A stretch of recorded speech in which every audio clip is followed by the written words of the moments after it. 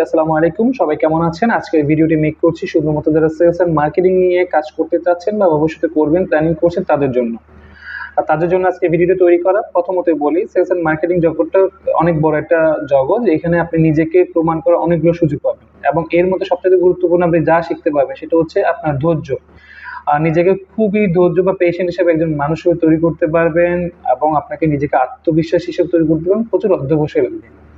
তো এই জন্য সেলস এন্ড মার্কেটিং কিন্তু সত্যি একটা মানুষের জন্য খুবই গুরুত্বপূর্ণ। আমি বলবো অন্যান্য প্রফেশনে আপনি সুইচ করার ক্ষেত্রে অন্তত কিছুটা সময় সেলস এন্ড মার্কেটিং কাজ করে আমি মনে করি প্রয়োজন, কারণ তাহলে আপনার মধ্যে অনেকগুলো বিষয় আপনার জানার জন্য উপযোগী হবে। তো আসেন আমরা প্রথমে কিছু টিপস আপনাকে শেয়ার করি। যারা সেলস এন্ড মার্কেটিং এ কাজ করবেন তাদের জন্য প্রথমত যেটা গুরুত্বপূর্ণ সেটা হচ্ছে আপনি ডিসিপ্লিন।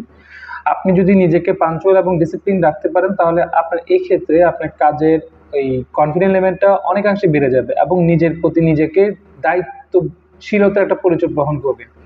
এরপরে যেটা সবচেয়ে গুরুত্বপূর্ণ সেটা হচ্ছে প্রফেশনাল ড্রেস কোড। আপনি উইদাউট প্রফেশনাল ড্রেস কোড ছাড়া কখনোই কনফিডেন্ট লেভেল গ্রো আপ হবে না এবং আপনাকে নিজেকেও প্রেজেন্টেটিভ করতে পারবেন না। আর আরেকটা জিনিস সেটা হচ্ছে যে ডায়েরি মেনটেন করা।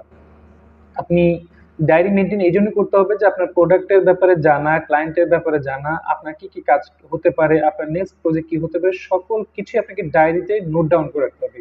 সেই অনুযায়ী আপনি রুটিন মাফিক কাজ করলে দেখবেন আপনার কাজের অগ্রগতি আরো বেড়ে যাবে।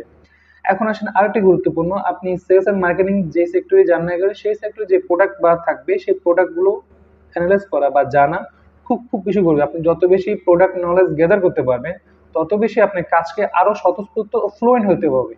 শুধুমাত্র নিজের প্রোডাক্ট জানলেই হবে না, পাশাপাশি আপনার যে কম্পিটিটর যারা রয়েছে তাদের প্রোডাক্টের ব্যাপারে আপনার খুব বেশি জানা জরুরি। যদি আপনি আপনার অন্য কম বা আপনার কম্পিউটারের প্রোডাক্ট নলেজ যদি না থাকে তাহলে শুধু আপনি এটা জানলেই আপনি আপনার ক্লায়েন্টের সাথে আপনি তাকে কম্পারিজনটা দেখাতে পারবেন না, পার্থক্য তুলনা করতে পারবেন না। এই জন্য আপনার প্রোডাক্টের পাশাপাশি আপনার কম্পিউটারের প্রোডাক্টের নলেজ খুব বেশি গুরুত্বপূর্ণ। এবং সবচেয়ে বড় কথা হচ্ছে আপনার প্রোডাক্টটা প্রত্যেকটা কোম্পানি তার নিজস্ব প্রোডাক্টের মধ্যে একটা এক্সট্রা ফিচার রাখে যেটাকে তাকে আলাদা করতে সুযোগ করে এবং সেই ঠিক কাজটাই আপনার করতে হবে যে আপনার প্রোডাক্টে যে আলাদা যেই ইয়েটা আছে, ফিচারটা আছে সেটাকে আপনি অবশ্যই জানতে হবে। এর মাধ্যমে আপনি কাস্টমারকে এক্সট্রা একটা বেনিফিট দিতে পারবেন বা দেখাতে পারবেন, তাহলে আপনার প্রতি আগ্রহী হবে।